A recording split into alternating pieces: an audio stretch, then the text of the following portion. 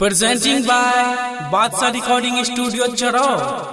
बोलो बोलो बाबा बैजनाथ की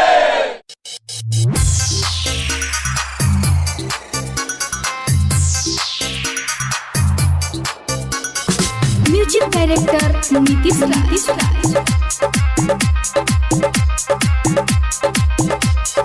आइल बाटे सावन के पहिला सोमारी, चल सहयारवा रे भोला के दुआरी, लेके कांवर चल तू बोला जाया कारी, हई महाकाल के हम पकिया पुजारी, रहिया में रुक जा जरा के चिलम फूक जा, थकल बा शरीर त बाबा के बूटी घोट जा। आइल बाटे सावन के पहिला सोमवारी, चल सहयारवा रे भोला के दुआरी, लेके कांवर चल तू बोला जाया कारी, हई महाकाल के हम पकिया पुजारी, रहिया में रुक जा जरा के चिलम फूक जा, थकल बा शरीर त बाबा के बूटी घोट जा। डीजे नीतीश राज, डीजे नीतीश राज। मंगुरा नवादा, मंगुरा नवादा।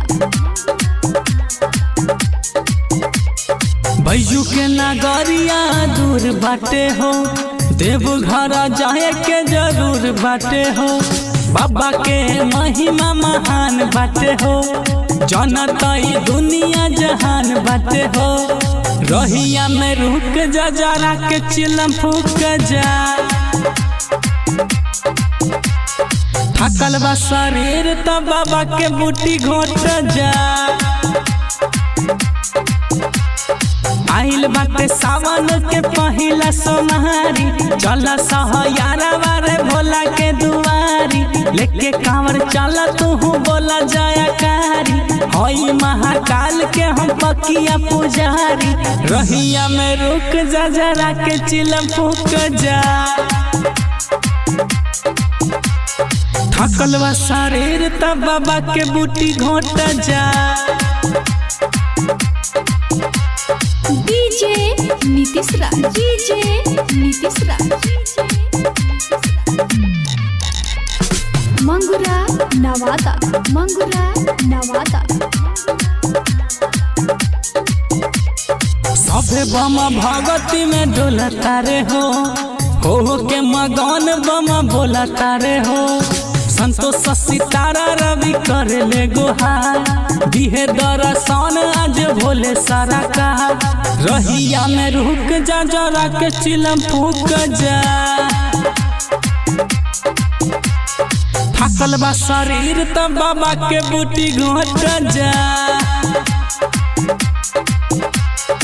आइल बाटे सावन के पहिला सोमवारी, चल सहयारवा रे भोला के दुआरी, हरली है दुख सब बाबा त्रिपुरारी, हई महाकाल के हम पकिया पुजारी, रहिया में रुक जा जरा के चिलम फूक जा, थकल बा शरीर त बाबा के बूटी घोट जा।